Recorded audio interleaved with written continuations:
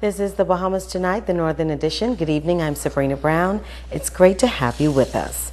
Topping the news tonight, the Commonwealth Electrical Workers Union taking the Grand Bahama Power Company to task for recent redundancies at the company.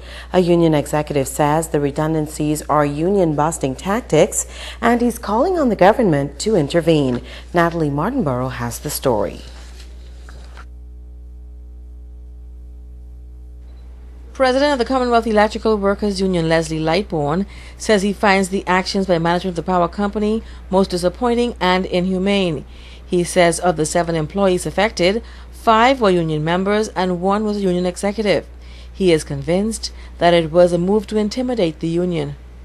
What makes this decision particularly cruel and a slap in the face is that the union and the employees were informed of the redundancies hours after the present union executives were re-elected and on the very day of the union and the company was set to have negotiations. The company abruptly and without warning canceled the negotiations scheduled and terminated the employees. Those employees were let go on Friday, and according to management of the power company, the redundancies come as a result of expectations for increased levels of efficiency and service from regulators and customers. While the power company states that the employees were compensated and were treated with fairness and respect, the union disagrees. What could possibly be fair about the employee being put out of work during these difficult and economical times? It is also unfair when the company decides to cancel scheduled negotiations and terminate these employees through no fault of their own. It cannot be right that a company who boasts of making increased net profits can hire foreign workers who continue to do jobs that qualified Bahamians can do, and at the same time fire Bahamians by making their jobs redundant. The union will not stand by silently and will not allow this to happen. Lightbourne says the redundancies come at a difficult time, and the union made numerous attempts to save the jobs of these employees.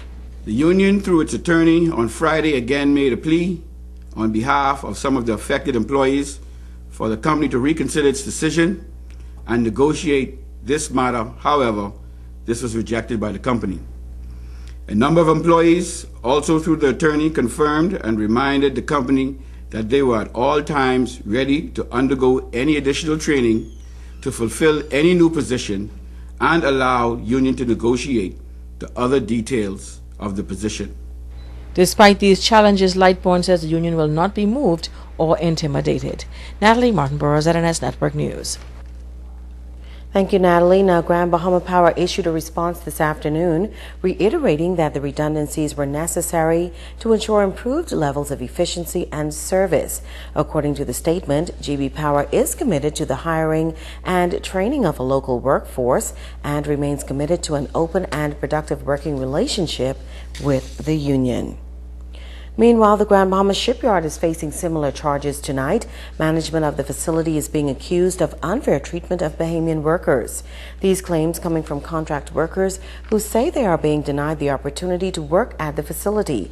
Megan Shepard has the details.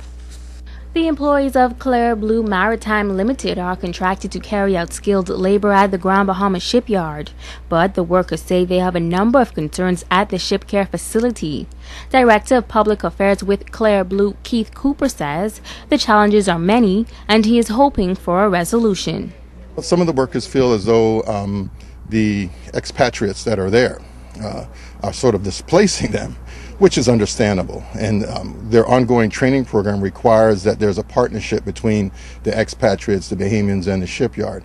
And these are just some of the softer issues that are affecting it. You know, when you're dealing with international people, cultures, and things like that, you know, you try to find a way to find harmony. So some of those things are being worked on, and that's just some of the areas that we're going to be taking a closer look at here in the next few days as well. The Bahamian employees say they feel they are being treated unfairly. They claim that expatriate workers are receiving preferential treatment over the Bahamians. And I've been basically doing the contract work for 2 years now, so I don't see no reason why we can't do it. You know what I mean? We in the Bahamas, we can't go to the Philippines and work. We can't go to Romania and work. You know what I mean? We want to know what they want us to do out here. Us guys, we work and we are being treated unfair. We have foreigners coming into the country working, and we are home doing nothing. and it's very wrong with how they treat us. We come to work when it's hard work to do, and we work hard. Then when it's no work to do, they send us home. So they feel like I'm being used. I've been working with Claire Blue for 6 months. The work haven't been consistent. A lot of the foremen are rude and disrespectful. Me personally, 3 weeks ago, they sent me home to replace me with Romanians and Filipinos. I don't feel like the way he said that to me was right and appropriate. I contacted my bosses. They dealt with the matter. But as you can see right now, we out of work. Even if they share it down to the point that, hey, we got 20 guys we can use half of us and half of them is fine, but they just totally send us home. I think it's just totally wrong. I think enough is enough, and it's about time we do something about it. The shipyard are looking for them to give some answers on when we will be back to work. Why we here sit at home, we fighting, we want work, we ain't trying to rob or kill anybody or steal stuff like that. We trying to work. You see what I'm saying? All of us, we have kids, we have families. We trying to support our family. We can't go home and tell your hungry child, well, I can't feed you, daddy ain't working. You can't. Cooper says he would like to see changes put in place after negotiations. What we want to see come out in the end of this is an opportunity for Bahamians to be employed full-time, to be on major job sites as required by the ships that come in, and that they're going to be respected for being in those positions, and they're going to be obviously well trained to do their jobs. We have a lot of great Bahamian talent on this island, and what we're trying to do as a company is to ensure that these men get their due time in, and to get paid and to be able to provide for their families. Megan Shepard, ZNS Network News. We contacted the shipyard and were told that the CEO is out of office and no one was able to respond to the concerns expressed by the workers. We will continue to follow this story. In other news, 5 Grand Bahama men and a female were arrested and sentenced to prison for possession of dangerous drugs with intent to supply. Kirkland Simmons and Filippo Roberts pleaded guilty and were sentenced to 5 years at Her Majesty's Prison.